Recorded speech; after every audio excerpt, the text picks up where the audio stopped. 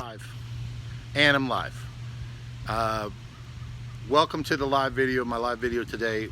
If you are interested in being a good person, then watch this video because I want to share an analogy about how to think about being a good person, maybe in a way that you haven't thought about before. And I'm going to share some things that I think that you can do. And I'm especially talking to white Americans, like me, white Americans. So here's the analogy. Okay. The earth. Do you love the earth? All of us were born on the earth, and all of us have had an impact on the earth. No matter who you are, no matter what you did, you have taken something from the earth. My son's laughing at me back over here because I'm doing a live video. No matter who you are, you've taken something from the earth, right? And that doesn't make you a bad person. But what you can do is acknowledge that you've taken something from the earth. I want to say hey to some people here. Bob, Anton, Lauren, Frank. Just by acknowledging that you've taken something from the earth, then you can realize, like, what can I do to give back to the earth? What can I do to acknowledge the earth? So what's my point? My point is the same is true when it comes to racism, sexism, homophobia, and transphobia. In other words, it does not make me a bad person, an evil person, to acknowledge not only privilege, the privilege of receiving everything that the earth has given me, and the privilege of everything that all these different communities of people, women, black people, gay people, trans people, all the things that I've benefited from by their contributions. Just acknowledging that I have a privilege and a debt to them is one thing that I can do. And I think that it's popular nowadays for people to say, acknowledge your privilege. But it doesn't really go far enough. We have to acknowledge that we are, in some way, unconsciously even, that we have been contributors or participants, whatever it might be. The reason this is so hard for people to wrap their heads around, and I'm speaking today mostly about racism, but I think it's the same for sexism. I think it's the same for transphobia and homophobia. The reason it's so hard for us to acknowledge that is because we feel like we're equating it with calling ourselves out as being bad. It doesn't make me bad. It doesn't make me bad to acknowledge these things. It helps me to be more enlightened, be better, and take the next step to develop true empathy and true connections and trust with all these people.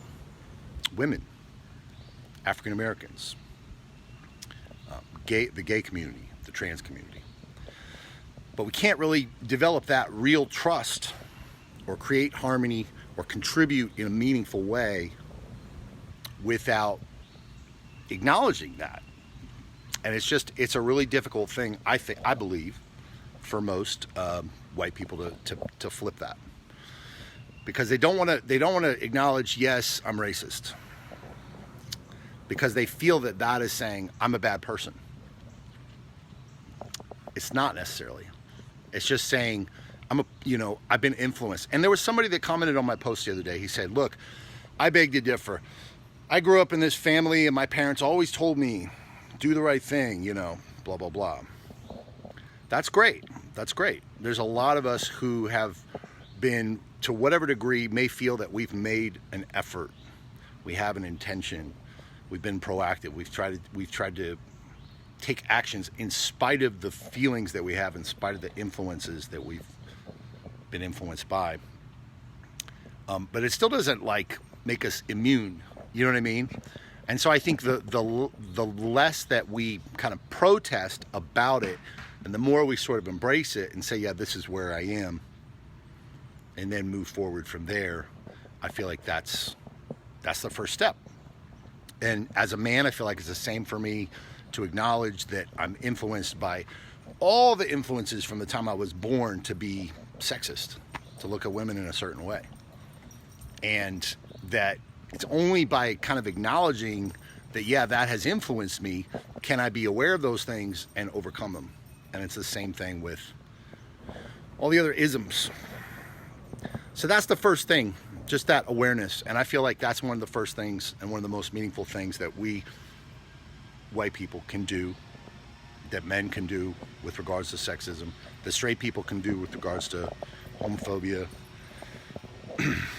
etc. It's one of the most important shifts in our education that we can make. And then I think that the action that you can take,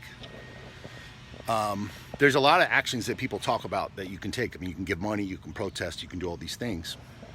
But I think there are simpler things you can also do. I think you can have conversations with people. I think you can simply show really micro expressions of concern, respect, trying to get to know people, and asking people questions about what their life's like, you know, and trying to develop real relationships with people, even just on a very, very small level, just saying hello to somebody. Because I think we tend to be very segregated. And so to not live a segregated life actually requires a really proactive stance for some people. I mean, myself included. I'm a white person. I live in a white neighborhood.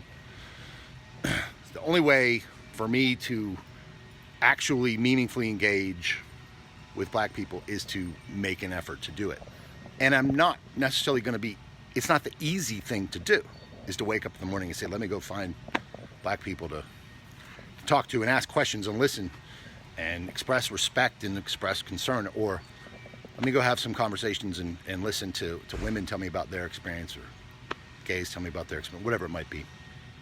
So I think that most of us live in a bubble, and just tiny, tiny things that you could do to go outside that bubble, I think actually would count as a way to go forward, especially once you have already made that shift that I mentioned before.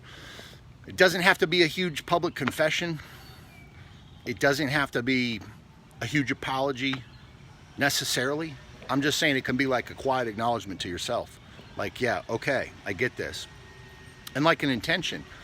And part of that then is getting over your guilt, getting over the shame that you might feel, and kind of moving forward into heightened self-awareness and self-forgiveness and self-love, and then using that to express real love, real empathy, real compassion towards other people, and then getting eventually to be able to know them, respect them. That's my thought. You might think, why should I share? Why do I have the right to express my opinion? Well, I think it was Michelle Obama said, it's up to everybody to educate or be educated. And frankly, I feel like it's my responsibility to say what I think about on the issue. And I think that you don't need to wait for permission for someone to, you don't need somebody to give you permission to take any of these actions, to say what you think. And I'm not going to wait for somebody to give me permission. I'm going to say what I think. So it's your choice. Yeah, you don't need permission to show some kind of act of kindness or leadership or compassion or whatever it might be. And when you do it, it's not going to be perfect. This is not perfect.